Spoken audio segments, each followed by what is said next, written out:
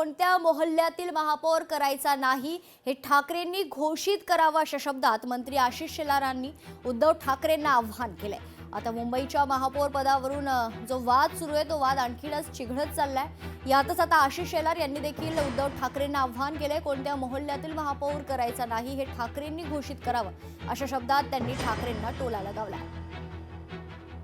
माझा त्यांचा प्रतिप्रश्न हिम्मत असेल तर हे घोषित करा की आम्हाला कुठल्या मोहल्ल्यातला महापौर करायचं नाही, हे त्यांनी घोषित करावं। आणि आमचा थेट आरोप आहे, ज्या पद्धतीचं नरेटिव्ह मतांच्या लांगुलचालनासाठी उद्धव ठाकरेजींचा पक्ष आणि त्याला साथ राज ठाकरे यांचा पक्ष देतोय, ते मराठी मुस्लिम, मुस्लिम मराठी ही मामू नावाची जी काही पद्धत आहे ना, त्या मामूच्या विरोधात आमचा एल्गार आहे की हिंदू मराठी आणि हिंदुत्व घेऊन मराठी माणसाला नेतृत्व देऊन आम्ही कामाला लागलो।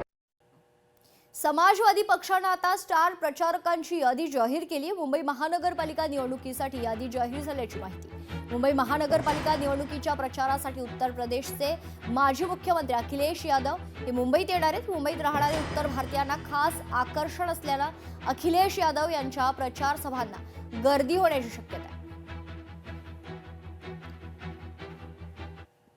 मुरलीधर मोहोळ यांनी रवींद्र धंगेकरांना टोला लगावलाय। काही लोक बोलतात शिवसेना 165 जागांवर लढणार आहे, युती टिकावी यासाठी आमचे प्रयत्न सुरू आहेत, मात्र काही लोकांना युती टिकू नये असं वाटते अशा शब्दात मोहोळ यांनी धंगेकरांना खोचक टोला लगावलाय।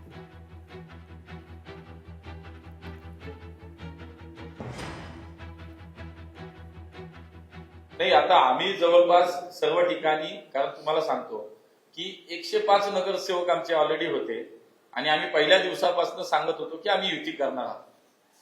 परंतु शिवसेनेतल्या काही लोकांनी एक नगरसेवकाच्या जीवावरती सांगायला लागले की आम्ही सगळे जागा लढवणार। तरी सुद्धा आम्ही सांगत होतो की आम्ही 105 जागा असताना सुद्धा युतीत लढणार आहोत।